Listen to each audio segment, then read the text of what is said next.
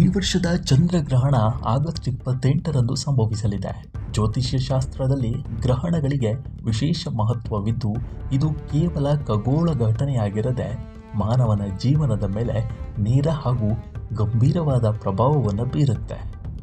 ಸೂರ್ಯ, ಭೂಮಿ ಮತ್ತು ಚಂದ್ರ ಒಂದೇ ಸರಳ ರೇಖೆಯಲ್ಲಿ ಬಂದಾಗ ಚಂದ್ರಗ್ರಹಣ ಸಂಭವಿಸುತ್ತೆ. ಜ್ಯೋತಿಷ್ಯದ ಪ್ರಕಾರ ಚಂದ್ರನು ಮನಸ್ಸು ಮತ್ತು ತಾಯಿಯ ಕಾರಕನಾಗಿದ್ದಾನೆ. ಹೀಗಾಗಿ ಚಂದ್ರಗ್ರಹಣದ ಸಮಯದಲ್ಲಿ ಚಂದ್ರನು ಪೀಡಿತನಾಗುವುದರಿಂದ ಹಲವು ರಾಶಿಗಳ ಮೇಲೆ ನಕಾರಾತ್ಮಕ ಪರಿಣಾಮ ಬೀರಲಿದೆ. ಕರ್ಕಾಟಕ ಸೇರಿದಂತೆ ಒಟ್ಟು 5 ರಾಶಿಯವರು ಈ ಗ್ರಹಣದ ಅವಧಿಯಲ್ಲಿ ತೀವ್ರ ಎಚ್ಚರಿಕೆ ವಹಿಸುವುದು ಅತ್ಯಗತ್ಯವಾಗಿದೆ. ಆ 5 ರಾಶಿಗಳ ವಿವರ ಇಲ್ಲಿದೆ ನೋಡಿ. ಮೇಷರಾಶಿ. ಈ ರಾಶಿಯವರಿಗೆ ವೃತ್ತಿ ಜೀವನದಲ್ಲಿ ಮತ್ತು ಕೌಟುಂಬಿಕ ಮಟ್ಟದಲ್ಲಿ ಕೆಲವು ಅನಿರೀಕ್ಷಿತ ಸಮಸ್ಯೆಗಳು ಎದುರಾಗಬಹುದು. ಕೆಲಸದ ಸ್ಥಳದಲ್ಲಿ ಮೇಲಾಧಿಕಾರಿಗಳೊಂದಿಗೆ ವಾಗ್ವಾದ ಬೇಡ. ಮಾನಸಿಕ ಒತ್ತಡ ಹೆಚ್ಚಾಗುವುದರಿಂದ ಆರೋಗ್ಯದ ಕಡೆ ಹೆಚ್ಚಿನ ಗಮನ ಹರಿಸುವುದು ಒಳ್ಳೆಯದು. ಕರ್ಕಾಟಕ ರಾಶಿ.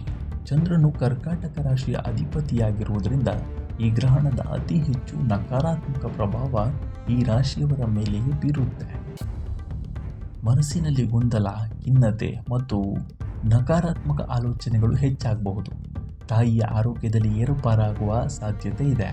ಆರ್ಥಿಕ ನಿರ್ಧಾರಗಳನ್ನು ತೆಗೆದುಕೊಳ್ಳುವಾಗ ಎಚ್ಚರಿಕೆ ಇರಲಿ. ಇನ್ನು ಸಿಂಹ ರಾಶಿ.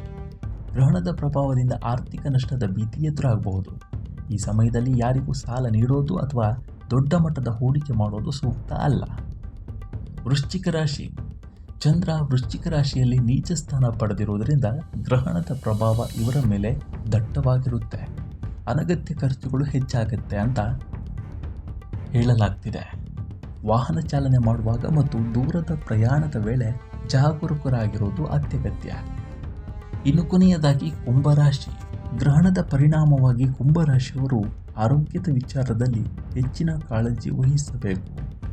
ವ್ಯಾಪಾರದಲ್ಲಿ ನಷ್ಟ ಉಂಟಾಗುವ ಸಾಧ್ಯತೆಗಳಿದ್ದು, ಪಾಲುದಾರಿಕೆ ವ್ಯವಹಾರಗಳಲ್ಲಿ ಮತ್ತು ಹೊಸ ಒಪ್ಪಂದಗಳಿಗೆ ಸಹಿ ಆಗುವಾಗ ಎಚ್ಚರಿಕೆ ಇರಲಿ. ಮನಸ್ಸಿನಲ್ಲಿ ಗೊಂದಲ, ಖಿನ್ನತೆ ಮತ್ತು ನಕಾರಾತ್ಮಕ ಆಲೋಚನೆಗಳು ಹೆಚ್ಚಾಗಬಹುದು. ತಾಯಿಯ ಆರೋಗ್ಯದಲ್ಲಿ ಏರುಪಾರಾಗುವ ಸಾಧ್ಯತೆ ಇದೆ. ಆರ್ಥಿಕ ನಿರ್ಧಾರಗಳನ್ನು ತೆಗೆದುಕೊಳ್ಳುವಾಗ ಎಚ್ಚರಿಕೆ ಇರಲಿ. ಇನ್ನು ಸಿಂಹ ರಾಶಿ.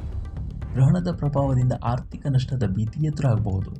ಈ ಸಮಯದಲ್ಲಿ ಯಾರಿಗೂ ಸಾಲ ನೀಡೋದು ಅಥವಾ ದೊಡ್ಡ ಮಟ್ಟದ ಹೂಡಿಕೆ ಮಾಡೋದು ಸೂಕ್ತ ಅಲ್ಲ.